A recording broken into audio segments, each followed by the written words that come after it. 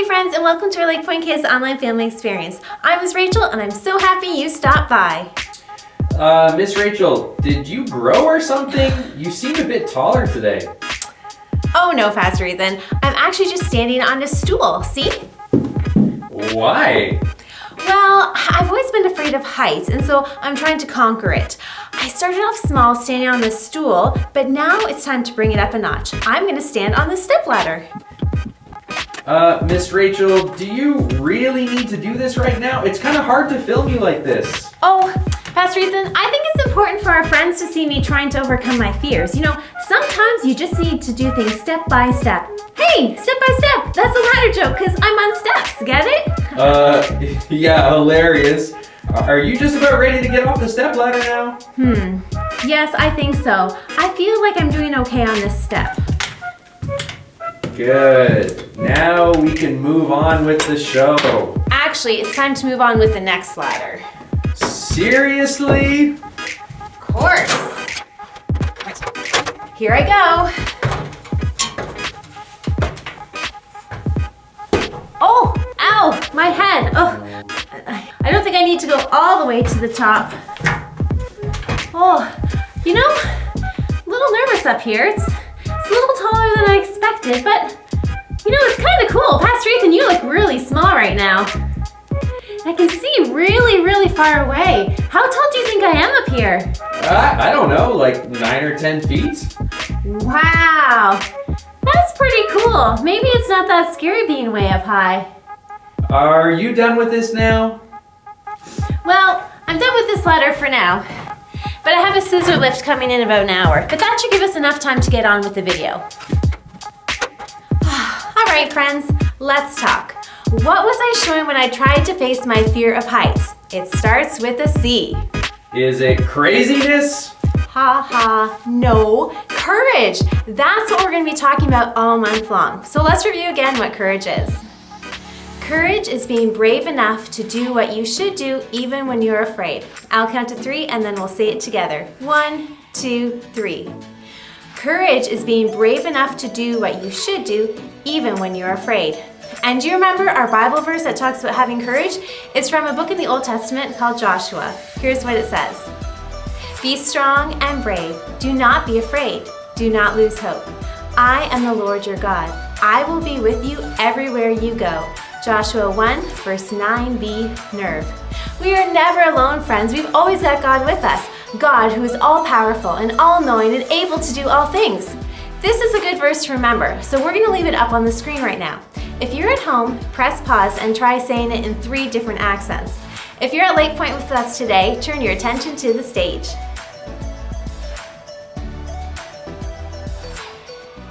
So courage, what is it again? Well, courage is being brave enough to do what you should do even when you're afraid. And our bottom line or our focus point of today is, you can do what you should even when things seem impossible. Let's say it together. 1, 2, 3. You can do what you should even when things seem impossible. There's lots of stories in the Bible about the seemingly impossible. I wonder which one it is today.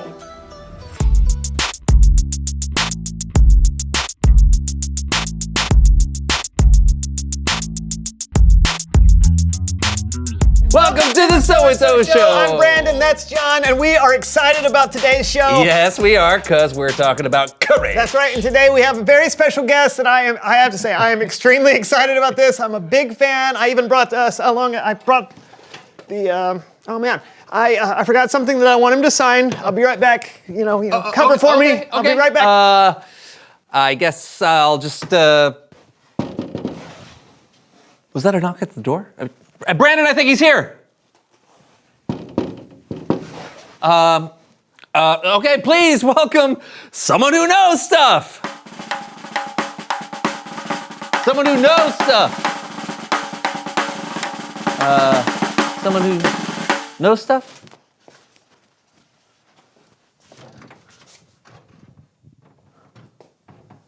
Hello? Hello. Hi. Would you like to come in Oh, indubitably.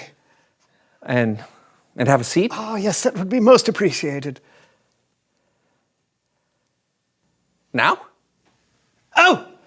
Yeah, yes, of course. Thank you, whoever you are. Yeah. Let's see, where do I begin? So many choices.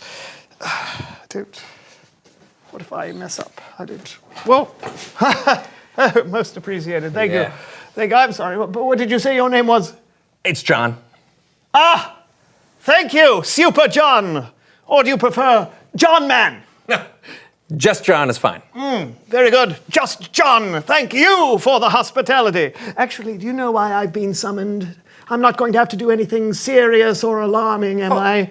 Oh, no, I don't think so. My friend Brandon, he's a huge fan of yours, and he just thought we'd, have you on the show to talk about courage and being a superhero. I see. Why don't we start with TR and what you know? That would be splendid. Yes. I am Captain Anxiety, and I know many, many very heroic things. Great. Tell us why it's important to have courage when you're a superhero. Absolutely. Courage.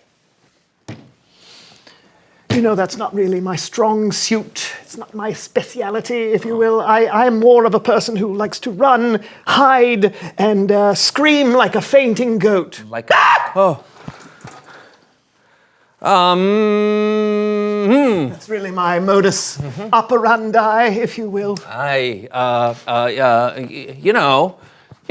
There's lots of ways to stand up for what's right. You are correct, Just John. For instance, I like to make sure no one does any over-squeezing of the avocados in the grocery store.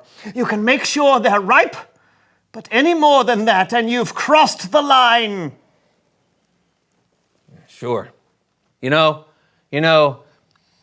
Looking out for those that don't have a voice in our society is an incredible way to stand up for others and show courage.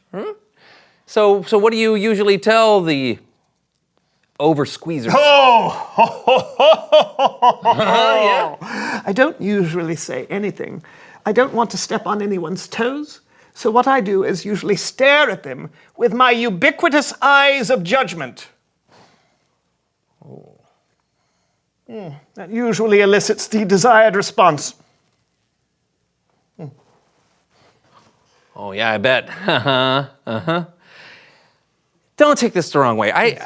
You just seem to be a little, scared to be a superhero.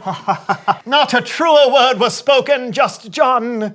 But fear should not deter one from being heroic. A hero should endeavor to do what's right despite his or her fear. At least, that's what I read whilst perusing the Hero's Handbook. Oh. You can have that. I have many. Oh. I even signed it. Oh, wow. Oh, okay, thank you. Yes. Brandon's gonna be so sorry he missed you, but thank you so much for coming on the show today. You were very, very enlightening. Oh. Yes. Anytime, Just John. Tell your friend, hello from me, All right. Captain Anxiety. I depart. Oh, it opens inward. You This pull it. barrier has been placed here by my arch nemesis. Yes. Here, hold on a second. Nope. There you go. Much appreciated, Just John. Sure. Doors are my kryptonite. Also, pickle jars are my kryptonite. And I'm not so fond of, kryptonite. But no matter, I depart.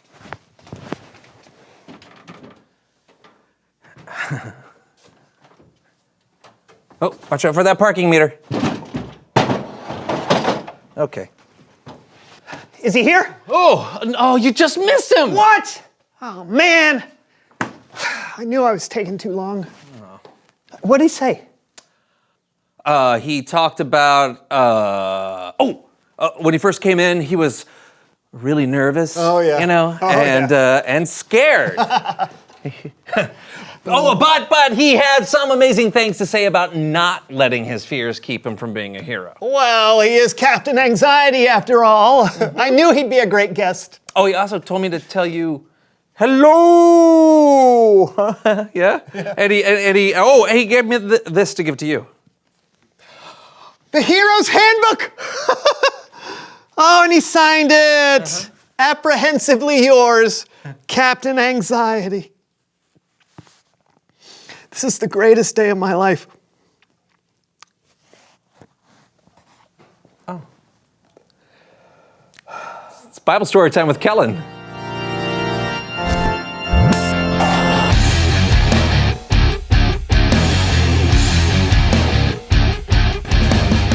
Hey guys, I gotta say, Captain Anxiety was something special. That's a good way to put it.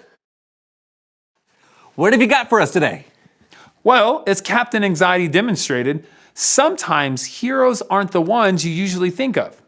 That's what today's story is all about, and we're gonna tell it with Laundry Theater!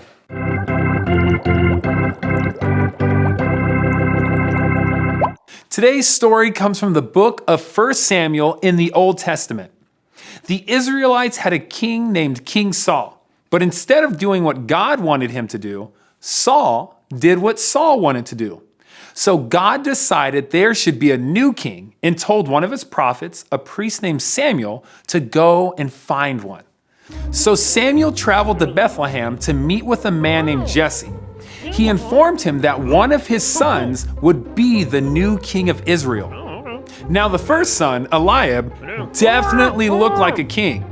And Samuel thought this had to be the one. But God spoke to Samuel and said, "Do not consider how handsome or tall he is. People look at the outside of a person, but the Lord looks at what is in the heart. He will not be the new king." Jesse had 6 other sons stand in front of Samuel, but God told Samuel that none of these would be king either. Samuel asked Jesse if he had any other sons, and Jesse sent for his youngest, David, who was out tending the sheep.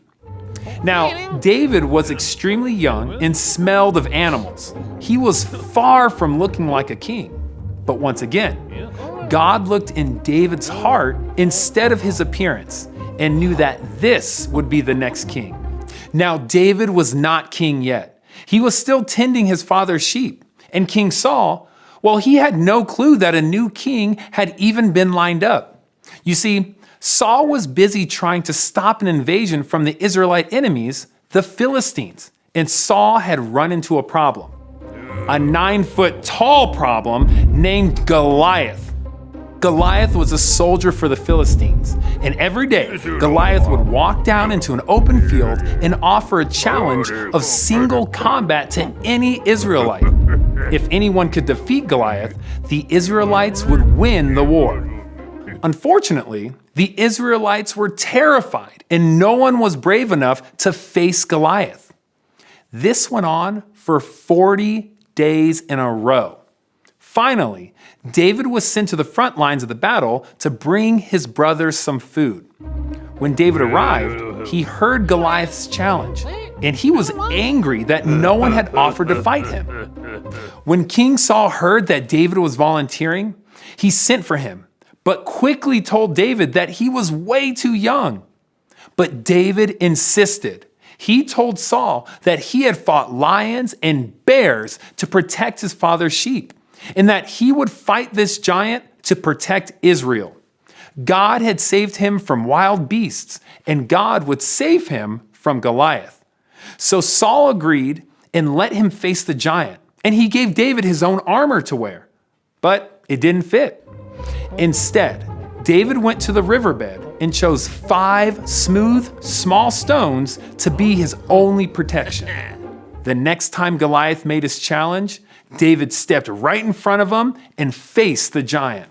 Goliath made fun of David, but David stood his ground, and he said, "You come against me with a sword, but I come against you in the name of the Lord, and he will give me victory over you." As Goliath charged, David took a stone from his pocket, and he flung it with everything he had and hit the giant. The stone hit its mark, and Goliath and the Philistines were defeated. David had faced his fears and proved that it is the hero's heart that matters, not the size. The end. Well, I guess David had practiced going up against lions and bears, so maybe Goliath wasn't as frightening to him as he was to the other Israelites? Lions and giants and bears, oh my! Never mind. David also had practiced asking God for help. God had gotten him through some tough spots before, so David knew nothing was impossible with God. David and Captain Anxiety have something in common. They both might not look like superheroes, but it's what you do and what's in your heart that's the test of a true hero. Yeah. Oh, hey, thanks, Kellen. Awesome story. Thank you. And until next time. Well, that was unexpected. Do you think Captain Anxiety ever had to face a lion or a bear or something that seemed impossible? No. But it's time for us to reveal the question. What seems impossible to you? Oh, okay. I remember in school there would be tests that I was 100% sure were impossible to pass, but I would study and practice. Then you would pass? Not all the time, but the studying gave me the courage to take the test and know that I had done my best. Well said. Thank you. When something comes up that seems impossible to me, I like to remember God's faithfulness in the past. It helps me face what I think is impossible now, because I know that I'm not alone and God is with me. Indubitably. That's a big word for you. No, I learned it from Captain Anxiety. Oh, he's the best. He is all right. I guess that's it for today. We'll see you next week for a brand new show. Woo! You know who my favorite superhero is? Who's that? Guess. Captain Anxiety. Look into a mirror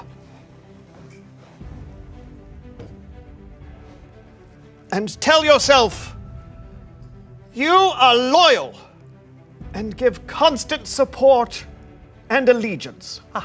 This is true. I am very loyal, particularly to my table tennis team. Unless we're playing the Paddington Paddlers, they are frighteningly above average. Tell yourself, you have determination. You show firmness of purpose. Firmness. It's rather squishy. I'll move on. Tell yourself, you are selfless. You are more concerned with the needs and troubles of others than you are for yourself. This is also true. Unless the troubles have to do with big, scary people, or animals, or bugs, or oversized rocks and twigs, sometimes smaller rocks. I'm not a big fan of dirt or dust. Did you know dust is made up of human skin? Did you know that? Terrifying. See, look, there's some right there.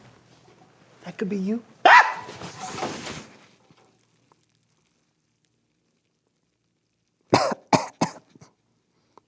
This is where dust is born.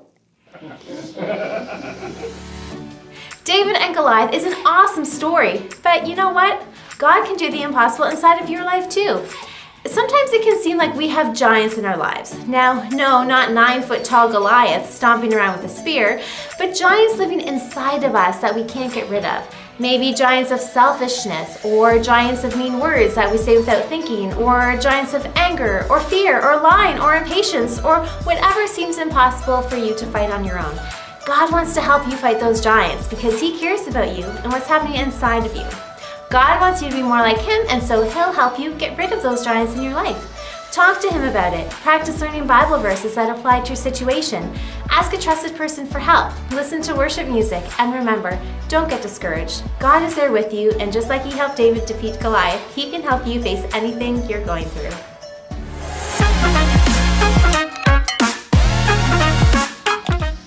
It's time to bring it home now with our small group time, so along with your parent, listen to today's instructions. First, talk about a giant you feel is in your life. Maybe a giant of arguing with your siblings, or taking things that aren't yours, or not listening to your parents. First, pray and ask God for help with it, and then think of one step you can take this week to help you make some progress. Now press pause, complete the activity, and then come back for the second set of instructions. Next, grab some paper and create your own comic strip. You can choose either to draw out the story of David and Goliath, or you facing a giant that lives inside of you and having God help you fight it. Parents, now's the time to either scan the QR code on the screen or head over to the LakePoint app to fill out our online connection card.